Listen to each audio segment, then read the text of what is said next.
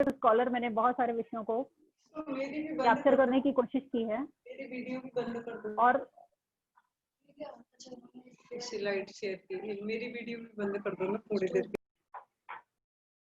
Ma'am आ रही है आवाज मेरी? रचना मैम, हेलो? यस मैम आ रही है। मैम अच्छी से आ रही है, आवाज आ रही है, आ रही है। तो बहुत सारे विषय हैं जो एकदम अछूते अनटच्ड हैं, ये जिसके बारे में संहिताओं में 1 या 2 लाइन की ही बात कही गई है। तो ऐसे बहुत सारे विषयों को लेकर मैंने कोलाज बनाया हुआ है और उन पे अपने व्यूज मैंने और करंट साइंस है उसकी नॉलेज में उनको एक्सप्लोर करने की कोशिश है मेरी, एक छोटी सी है। आदान काल और विसर्ग काल की जब बात आती है तो बस चरक संहिता के 2 ही श्लोक याद आते हैं, उसी को मैंने इलाबरेट करने की कोशिश किया आज के प्रेजेंटेशन में। तो एकदम शुरू से शुरू करते हैं, बस रिकॉल है सबके लिए। ये द्रव्य, षड पदार्थ और उसमें द्रव्यों की अगर बात आती है तो कारण द्रव्य और कार्य द्रव्य का डिस्कशन होता है। कारण द्रव्य वो होते हैं जो सीड की तरह वर्क करते हैं इस पूरे यूनिवर्स के मैनिफेस्टेशन में। आकाश, वायु, अग्नि, जल, पृथ्वी, मन, आत्मा, काल और दिशा 9 कारण द्रव्य हैं, और जिसमें पंचमहाभूत जो है वो मूर्त द्रव्य हैं, और अमूर्त में है मन, आत्मा, काल और दिशा। काल बहुत इंपॉर्टेंट फैक्टर है और इसी की प्रेमाइसिस में ही पूरा जो ब्रह्मांड है वो मैनिफेस्ट होता है, मेंटेन रहता है और डिस्ट्रॉय हो जाता है, अकॉर्डिंग टू आचार्य सुश्रुत और according to our mythology also. काल को इसलिए भी इंपॉर्टेंट फैक्टर एक्सेप्ट किया गया है क्योंकि कोई भी इससे बच नहीं सकता है, हर व्यक्ति को इसकी प्रेमाइसिस में ही रहना होता है, और ये 9 कारण द्रव्यों में बताया गया है। बहुत सारे जो हमारे काल को परिणाम भी कहते हैं, बहुत सारे ये इंटरनल और एक्सटर्नल एनवायरनमेंट में चेंजेस लाता है। जैसे बॉडी के बायोलॉजिकल जो एनवायरनमेंट है, बॉडी के अंदर जो भी सेलुलर एनवायरनमेंट है, उन सब में चेंजेस लाता है। इसके अतिरिक्त बाहर जो क्लाइमेटिक चेंजेस हैं उसके लिए भी ये रिस्पॉन्सिबल होता है। इसीलिए इतनी सारी इंपॉर्टेंस को देखते हुए आचार्यों ने इसको त्रिविध हेतु में शामिल किया गया है। असात्मेन्द्रियार्थ संयोग, प्रज्ञा अपराध और परिणाम बहुत बहुत इंपॉर्टेंट फैक्टर है ये रोगों के कॉजेशन में, और अनअवॉइडेबल है। इसको हम जो है बिल्कुल भी अवॉइड नहीं कर सकते हैं, इसीलिए इसको जनपदोध्वंस में भी शामिल किया गया है। वायु, जल, देश और काल, यानी काल एक ऐसा फैक्टर है जिसके साथ मिलकर ही कोई डिजीज एपिडेमिक का रूप लेती है। जैसे एजेंट, होस्ट और एनवायरमेंट, इसको भी कंसीडर किया गया है मॉडर्न कम्युनिटी मेडिसिन के अकॉर्डिंग। और आयुर्वेद में तो काल के साथ एडजस्ट करने के लिए बहुत सारे प्रिंसिपल्स बताए गए। मतलब चर्या का जो प्रिंसिपल है वो पूरी तरह इसी पे बेस्ड है कि हम काल के द्वारा जो भी हमारे अंदर परिवर्तन आ रहे हैं उसको हम कैसे सॉर्ट आउट करें, क्योंकि जो काल के इंटरेक्शन के द्वारा जो परिवर्तन आते हैं वो 2 तरीके के होते हैं। कुछ तो बेनिफिशियल होते हैं जैसे वृद्धि वगैरह है, और कुछ हार्मफुल होते हैं जैसे मेटाबॉलिज्म के वेस्ट प्रोडक्ट बन रहे हैं तो उनको बॉडी से बाहर निकालना है। तो वो जो टाइमिंग बताई गई है दिनचर्या में, जैसे ब्रह्म मुहूर्त में जागरण है उसके बाद ही मल निष्कासन है, तो वो एक पर्टिकुलर टाइम है, उसी समय मल निष्कासन जो है अप्रोप्रिएट होता है, क्योंकि वो वायु का काल होता है, और अपान वायु अगर विकृत हो जाएगी तो मल का निष्कासन समय प्रकार से नहीं हो पाता। काल के बारे में समझने के लिए आचार्यों ने इसके औपाधिक भेद बताए हैं जिससे हम इसको समझ सकें और हम अपने जो चर्या है उसको डिजाइन कर सकें। इसलिए काल को समझना बहुत इंपॉर्टेंट है। जब तक काल को नहीं समझ सकते, इसके कॉन्सेप्ट को नहीं समझेंगे, तब तक दिनचर्या, ऋतुचर्या, रात्रिचर्या, संध्याचर्या को उसी तरीके से जो है इलाबरेट नहीं कर पाते हैं और सामान्य जन के लिए एक्सेप्टेबल फॉर्म में उसको क्रिएट नहीं कर पाते हैं। तो आचार्य सुश्रुत ने सूर्य की गति के अनुसार इसके बहुत सारे औपाधिक भेद किए गए हैं। वो फ्रैक्शनल डिविजन जैसे अक्षिनिमेष, काष्ठा, कलामूर्त, अहोरात्र, पक्षमास, ऋतु, अयन एक्सेट्रा। अब चूंकि बात दक्षिणायन और उत्तरायण की है या आदान काल, विसर्ग काल की है, कि अयन के बारे में थोड़ा सा बनता है बताना कि अयन का जो अर्थ है वो मार्ग या डायरेक्शन है। मार्ग या डायरेक्शन या मूवमेंट। तो ये संवत्सर का जो है औपाधिक भेद है, और संवत्सर को 2 भागों में विभाजित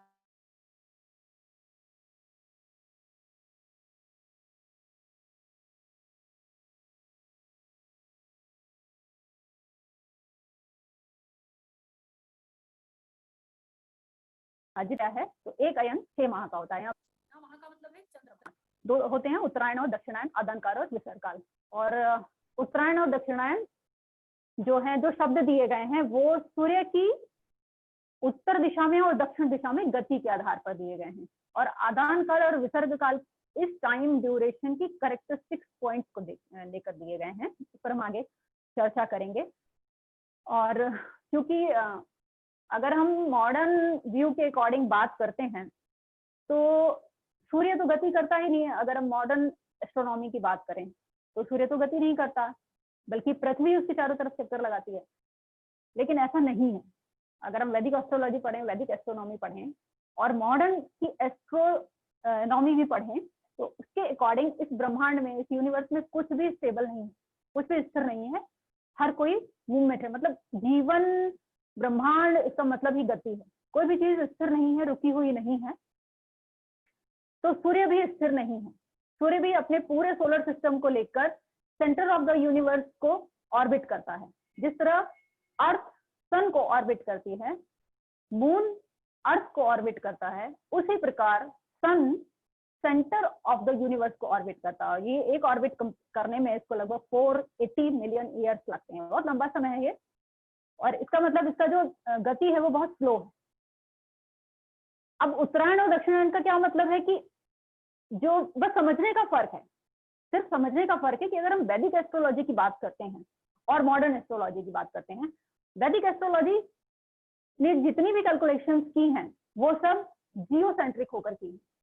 जियोसेंट्रिक का मतलब है कि उन्होंने पृथ्वी को स्थिर माना है, क्योंकि अगर जहां पर कुछ भी स्थिर नहीं है तो हमें एक पॉइंट को स्थिर मानना ही होगा गणनाओं को सम्यक रूप से करने के लिए। पृथ्वी को स्थिर मानकर करने की क्या वजह है? क्योंकि हम पृथ्वी पर रिजाइड करते हैं, इसलिए अपने आप को ही हमने स्थिर माना। और आज भी जो जितनी भी वैदिक एस्ट्रोलॉजी को लेकर जितनी भी गणनाएं की जाती हैं पंचांग से संबंधित, वो आज भी एकदम अक्षरशः सत्य होती हैं। अब अगर हम वेस्टर्न एस्ट्रोलॉजी की बात करें तो वेस्टर्न एस्ट्रोलॉजी हीलियोसेंट्रिक है। हीलियोसेंट्रिक का मतलब है वो सूर्य को केंद्र पर मानकर सारी गणनाएं करते हैं। तो जितने भी ये बस सिर्फ समझने का जो है, समझने का फेर है, बात एक ही कह रहे हैं दोनों लोग। और ये जितने भी चेंजेस आते हैं वो सूर्य, पृथ्वी और चंद्रमा के जो पाथ्स हैं, क्योंकि ये अपने अपने पाथ पर ऑर्बिट करते हैं तो इनके पाथ आपस में इंटरेक्ट भी करते हैं। अब क्योंकि हम अर्थ पर रहते हैं इसीलिए हमें वहां से चेंजेस जो दिखाई देते हैं वही हम एक्सेप्ट करते हैं। अब इसको समझने के लिए थोड़ा सा एस्ट्रोनॉमी का बेसिक्स में हमें जाना होगा, बहुत थोड़ा सा। ये देखिए, थोड़ा सा अर्थ के बारे में, थोड़ा सा सन के बारे में हम जानेंगे। ये हमारी अर्थ की पिक्चर है, अर्थ के मॉडल की पिक्चर है। आप जानते हैं अर्थ हमारी जो है राउंड शेप है, एब्सोल्युटली राउंड नहीं है, थोड़ी सी चपटी है। और लॉन्गिट्यूड्स और लैटिट्यूड्स के द्वारा इसको डिवाइड किया गया है। एक एक डिग्री के लॉन्गिट्यूड और लैटिट्यूड्स हैं। लॉन्गिट्यूड जो नॉर्थ पोल और साउथ पोल को मिलाते हैं, और लैटिट्यूड जो ट्रांसवर्स लाइंस हैं वो लैटिट्यूड्स कहलाते हैं। जो सेंटर में जो लैटिट्यूड है वो उसको इक्वेटर कहते हैं। और ये अर्थ को डिवाइड करती है नॉर्दर्न हेमिस्फीयर और सदर्न हेमिस्फीयर में। इसके बाद नॉर्थ और साउथ में जो इंपॉर्टेंट लैटिट्यूड्स हैं वो है Tropic of Cancer, Arctic Circle, और साउथ में है ट्रॉपिक ऑफ कैप्रिकॉर्न और अंटार्कटिक सर्किल। ये यहाँ पर बताने का औचित्य सिर्फ इतना है कि हम अगर ये सारे शब्द, ये सारी टर्मिनोलॉजी आगे रिपीट होगी तो एकदम नया सा ना लगे, सिर्फ इसलिए बता रही हूँ। और जब हम इन एस्ट्रोनॉमी के बेसिक्स को लेकर आगे बढ़ेंगे तो हमें आदान काल और विसर्ग काल के कंसेप्ट को समझना काफी आसान हो जाएगा। और हम जो है हमें लगेगा कि हाँ, आचार्यों ने कितनी लॉजिकल बात बताई है। उस समय भी 3-4 हजार साल पहले भी उन्होंने कितनी लॉजिकल बात बताई है।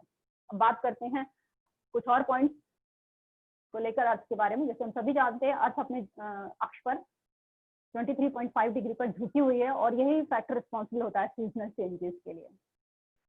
पृथ्वी पर जितने भी भाग हैं, जितने भी लैटिट्यूड्स हैं, वो एयर में अलग अलग मंथ में अलग अलग सोलर रेडिएशन को रिसीव करते हैं। इसका मतलब यह है कि सूर्य की जो किरणें हैं वो पृथ्वी के सभी भागों पर इक्वल नहीं पड़ती हैं। जहां पर सन ओवरहेड होता है, मतलब कि सूर्य की किरणें पृथ्वी के साथ 90 डिग्री का एंगल बनाती हैं, वहां पर मैक्सिमम सोलर रेडिएशन रिसीव होता है और ये इक्वेटर पर होता है। इक्वेटर पर सबसे ज्यादा सोलर रेडिएशन रिसीव होता है। और जैसे जैसे हम पोल्स की तरफ बढ़ते जाते हैं सन रेज का एंगल कम होता जाता है। सन रेज का एंगल कम होता है, इसकी वजह से सन की इंटेंसिटी भी कम हो जाती है। अब सन के पाथ के बारे में, यहाँ पर सन पाथ की बात हम करेंगे। सन के क्योंकि सन का ऑर्बिट जो है, ऑर्बिट टाइम बहुत स्लो होता है, तो उस पर बहुत सारी रिसर्चेज अभी भी जारी हैं। तो हम केवल हमें पाथ की बात करेंगे कि हम अगर हॉरिजॉन में जो है खड़े हुए हैं तो हमें सूर्य का पाथ आकाश में कैसा दिखता है। तो ये सूर्य जो है सूर्य पूर्व में उदय होता है, ऊपर की तरफ जाता है दक्षिण को होते हुए, और पश्चिम में अस्त होता है। तो सूर्य सनपाथ का जो सनपाथ ही डिसाइड करता है कि पर्टिकुलर लैटिट्यूड में दिन का समय कितना होगा और वो एरिया कितनी डे लाइट रिसीव करेगा पर्टिकुलर सीजन के अकॉर्डिंग। ये सनपाथ है पूरे ईयर का। ये सेलेस्टियल स्फीयर है और बीच में इक्वेटर है।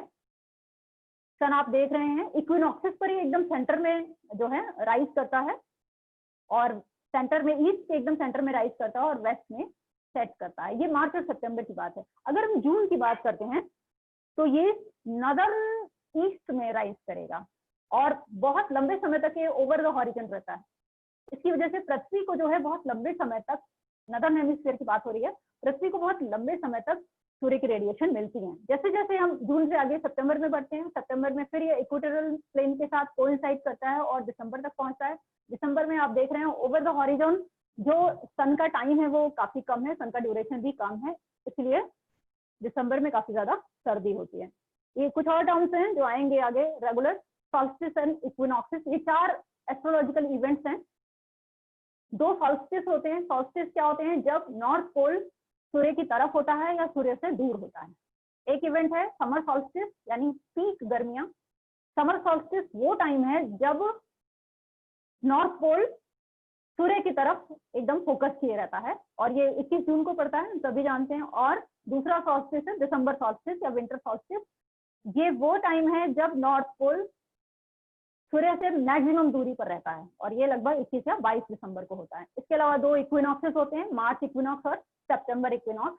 इसका मतलब है कि वो इवेंट जब पृथ्वी इक्वल अमाउंट में रेडिएशन रिसीव करती है, नॉर्थ पोल इक्वल जो है ना तो दूर होता है और ना पास होता है। समर सॉल्स्टिस के बारे में बात हो चुकी है, 21 जून को होता है। ये मैक्सिमम एंगल बनाता है क्योंकि पृथ्वी अपनी दूरी पर 23.5 डिग्री पर झुकी हुई है, इसीलिए सन का जो पाथ है वो उसके साथ 23.5 डिग्री का ही एंगल बनाता है, और ये मैक्सिमम टिल्ट है नॉर्थ पोल का सूर्य की तरफ। यहाँ पर जो सूर्य होता है वो ट्रॉपिक ऑफ कैंसर पर ओवरहेड होता है, इसीलिए नदर्न हेमिस्फीयर में, इंडिया जो है नदर्न हेमिस्फीयर में है, और ट्रॉपिक ऑफ कैंसर इंडिया के एकदम सेंटर में से होकर जाती है। तो नदर्न हेमिस्फीयर में इस समय सबसे ज्यादा गर्मी रहती है, गर्मी का सीजन होता है इस एरिया में। मैक्सिमम टाइम के लिए सूर्य ऊपर रहता है, और ये पूरे वर्ष का लॉन्गेस्ट डे है, इसीलिए हमारे यहाँ इंटरनेशनल योगा डे भी इसी दिन मनाया जाता है, जिससे पृथ्वी के सारे हिस्से में सब लोग योगा कर सकें। क्योंकि जब बात दिसंबर की आती है तो बहुत सारे एरियाज ऐसे होते हैं जहाँ पर दिन ही नहीं निकलता या फिर वो बर्फ से ढके हुए रहते हैं।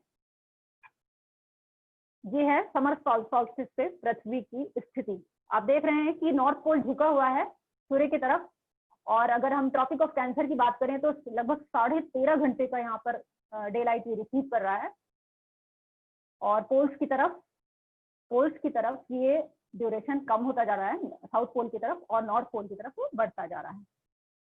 विंटर सॉल्स्टिस जस्ट अपोजिट है समर सॉल्स्टिस के, ये 22 दिसंबर को हैपन होता है, और सेम साउथ की तरफ इसमें सबसे ज्यादा डिक्लाइनेशन होता है 23.5 डिग्री का।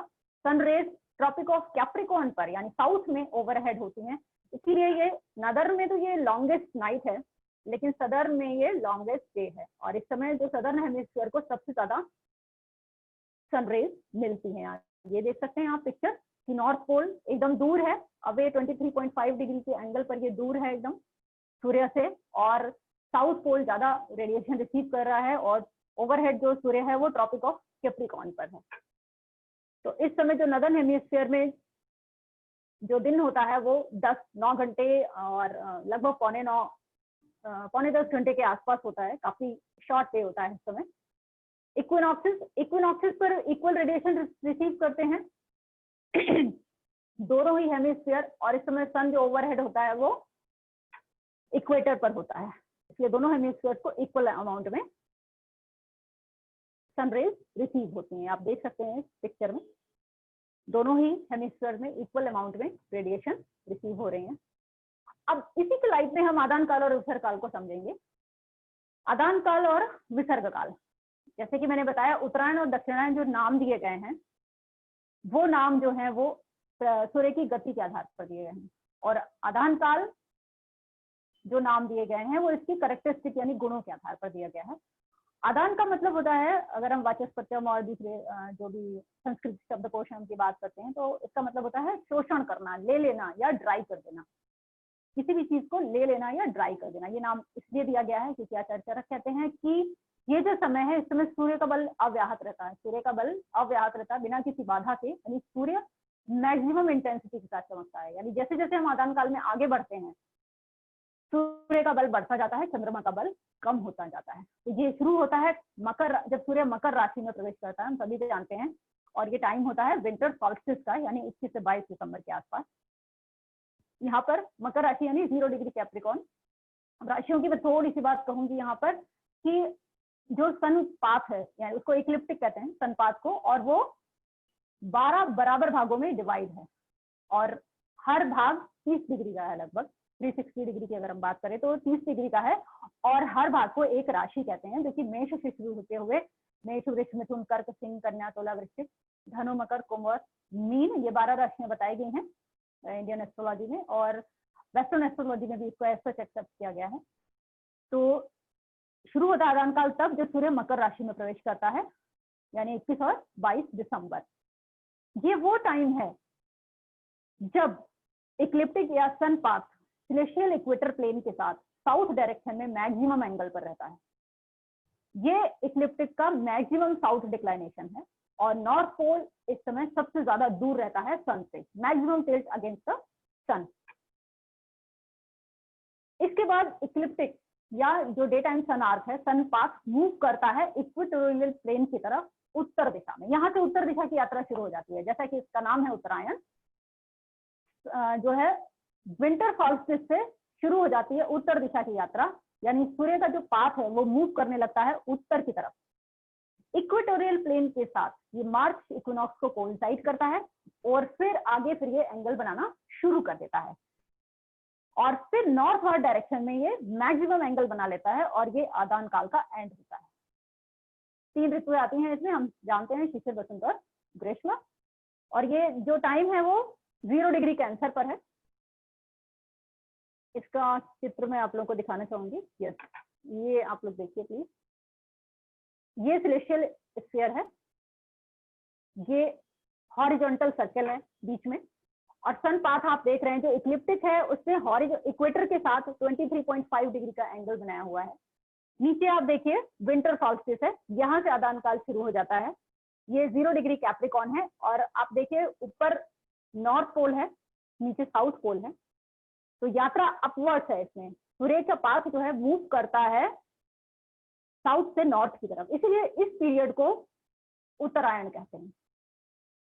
विंटर सॉल्स्टिस से समर सॉल्स्टिस का जो टाइम है, यानी मकर राशि से लेकर धनु राशि तक का जो समय है वो आदान काल कहलाता है। ये बीच में कोइंसाइड कर रहा है इक्वेटर के साथ, और ये टाइम है नव वर्ष का, यानी एरीज 0 डिग्री या मार्च इक्विनॉक्स। इस समय दिन और रात बराबर होते हैं।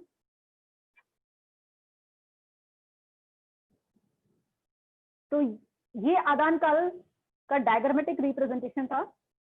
आदान काल की जो कैरेक्टरिस्टिक्स पॉइंट्स हैं वो हैं कि इस समय ओवर द हॉरिजॉन जो सूर्य होता है वो साउथ ईस्ट में राइज करता है और साउथ वेस्ट में सेट करता है।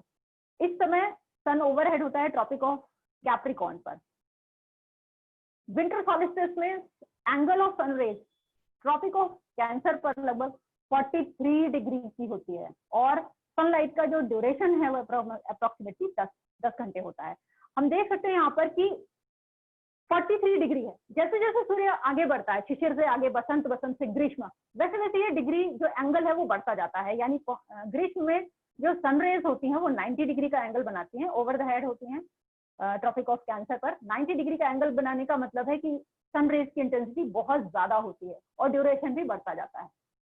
जैसे जैसे हम आदान काल में आगे बढ़ते हैं, ये दोनों चीजें बढ़ने की वजह से सूर्य का बल बढ़ता जाता है और एनवायरमेंटल टेम्परेचर बढ़ता जाता है। और आचार्य कहते हैं कि इसमें फिर रुक्ष गुण की वृद्धि होने लगती है, क्योंकि स्नेह अंश का शोषण हो जाता है और रुक्ष गुण की एनवायरमेंट में वृद्धि होती है। इस वजह से जितने भी पैलेटेबल और पोर्टेबल यानी खाने पीने के जितने भी आइटम्स हैं उसमें जो है रुक्ष गुण वाले रस, कटुतिक कषाय रस की वृद्धि हो जाती है। पावर और स्टेमिना घटता जाता है, मनुष्यों का बल और जो है प्राणियों का बल कम होता जाता है। पीपल बहुत जल्दी एग्जॉस्ट हो जाते हैं, थोड़ी सी भी एक्सरसाइज करने पर, थोड़ा सा भी वर्क करने पर एग्जॉस्ट हो जाते हैं, क्योंकि वाटर इलेक्ट्रोलाइट्स का लॉस बहुत ज्यादा होता है इस समय, क्योंकि पर्सपिरेशन बहुत ज्यादा होता है। एनर्जी कंजर्वेशन भी लो हो जाता है। बेसल मेटाबॉलिक रेट भी कम हो जाता है। बाहर जो है जितना ज्यादा टेम्परेचर होगा अंदर की अग्नि वीक हो जाती है और बेसल मेटाबॉलिक रेट इसीलिए कम हो जाता है और मनुष्य जो है बहुत जल्दी एग्जॉस्ट हो जाते हैं। अब बात करते हैं विसर्ग काल की या दक्षिणायन की। विसर्ग का मतलब होता है देना, आदान का मतलब होता है लेना और विसर्ग का मतलब देना। देने का मतलब क्या है कि इस समय जो एनवायरमेंट है वो पृथ्वी को क्या देता है, स्नेह देता है, स्नेह गुण देता है, इसीलिए इस काल का नाम है विसर्ग काल। और दक्षिणायन इसलिए है क्योंकि सूर्य की गति अब किस तरफ हो रही है, दक्षिण दिशा की तरफ, यानी उत्तर नॉर्थ पोल से साउथ पोल की तरफ। कब शुरू हो रहा है, जब ये जो है सूर्य करता है कर्क राशि में प्रवेश। ये देखिए इसी चित्र को पुनः, सूर्य कर रहा है कर्क राशि में प्रवेश, ये टाइम है समर सॉल्स्टिस का। ये हाईएस्ट नॉर्थ साइड में डिक्लाइनेशन है, यानी इसके बाद सूर्य और ज्यादा डिक्लाइन नहीं होता है पृथ्वी की तरफ और फिर वापस यात्रा शुरू हो जाती है दक्षिण दिशा की तरफ। ये देखिए नीचे साउथ पोल है और ऊपर नॉर्थ पोल है, तो ये सनपात फिर मूव करता है इस तरफ। बीच में सितंबर इक्विनॉक्स में ये 0 डिग्री लिब्रा पर पहुंचकर आगे विंटर सॉल्स्टिस से विसर्ग काल खत्म हो जाता है।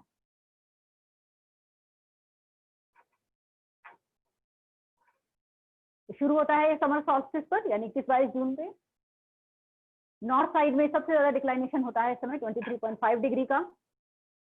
इक्लिप्टिक इस समय मैक्सिमम एंगल बनाता है नॉर्थ पोल की साइड में और नदर्न हेमिस्फीयर में ये पीक टाइम होता है समर्स का।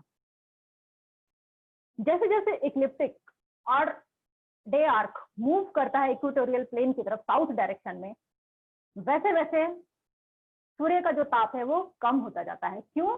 क्योंकि सूर्य की जो किरणें हैं, सूर्य की किरणों का जो एंगल जो पृथ्वी पर पड़ रहा है वो पहले 90 डिग्री था ग्रीष्म ऋतु में, वर्षा ऋतु में, शरद और फिर हेमंत में ये एंगल कम होता जाता है। इसके अतिरिक्त सनपात की वजह से जो डे टाइम ड्यूरेशन है सन रेज का वो भी कम होता जाता है। ये दोनों चीजें मिलकर क्या करती हैं, चंद्रमा के बल को बढ़ा देती हैं और सूर्य के बल को कम कर देती हैं। सन ओवरहेड होता है ट्रॉपिक ऑफ कैंसर पर और टाइम शुरू हो जाता है, पहले वर्षा ऋतु आती है, उसके बाद शरद और फिर हेमंत। सन जो है सन रेज जो है वो सन रेज का एंगल कम होता जाता है और जो उनका ड्यूरेशन है वो भी कम होता जाता है। इसकी कैरेक्टरिस्टिक पॉइंट है कि ओवर द हॉरिजॉन चूंकि कम टाइम के लिए रहता है सूर्य, इसीलिए जो है सर्दियों का टाइम शुरू हो जाता है। और एक और खास बात है विसर्ग काल की, यहाँ पर वर्षा शुरू हो जाती है, तो वर्षा क्या करती है, चंद्रमा के बल को और ज्यादा बढ़ा देती है, तो इसलिए ये एनर्जी कंजर्वेशन का टाइम होता है। पावर और स्टेमिना इस समय बढ़ते हैं, इसीलिए प्राणियों का बल भी बढ़ता है। मेटाबॉलिज्म बहुत ज्यादा स्ट्रांग हो जाती है और व्यक्ति का बल बहुत ज्यादा बढ़ता है इस समय, इसीलिए इस ऋतु में गुरु मधुर उष्ण स्निग्ध भोजन करने को कहा गया है। वो एक और दूसरा रिप्रेजेंटेशन था, सन आर्क किस तरह मूव करता है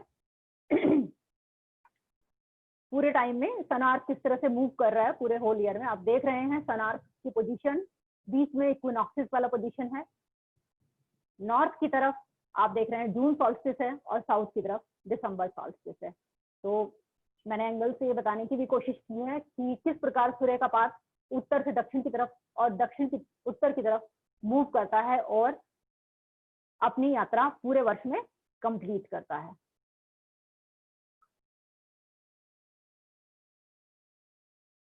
ये कुछ समरी पॉइंट्स हैं याद रखने वाले हैं, जैसे कि सूर्य अगर हम आदान काल की बात कर रहे हैं तो उत्तर दिशा की तरफ गमन कर रहा है, सूर्य गमन नहीं करता है, एक्चुअली में उसका पाथ मूव करता है। सन पाथ क्या, जो इक्लिप्टिक है वो मूव करता है उत्तर दिशा की तरफ या नॉर्थ पोल की तरफ। विसर्ग काल में ये साउथ पोल की या सदर्न डायरेक्शन में मूव करता है। विंटर सॉल्स्टिस से समर सॉल्स्टिस का टाइम आदान काल का है, जबकि जस्ट अपोजिट यानी समर सॉल्स्टिस से विंटर सॉल्स्टिस तक का जो टाइम है वो विसर्ग काल का है। सन मूव करता है मकर से मिथुन राशि में आदान काल में, और कर्क से धनु राशि में ये विसर्ग काल में। Angle of the sun rays और over the horizon duration of the sun increases, इस वजह से सन रेज की इंटेंसिटी इंक्रीज होती है, इसलिए गर्मियां शुरू हो जाती हैं। विसर्ग काल में दोनों चीजें कम हो जाती हैं, यानी जो है दिन का ड्यूरेशन भी कम होता है और सन रेज का जो एंगल है वो भी कम होता है। इस वजह से सूर्य का बल भी कम हो जाता है, जिससे चंद्रमा का बल बढ़ता है। वर्षा की वजह से और ये चीज ऑगमेंट हो जाती है, बढ़ जाती है,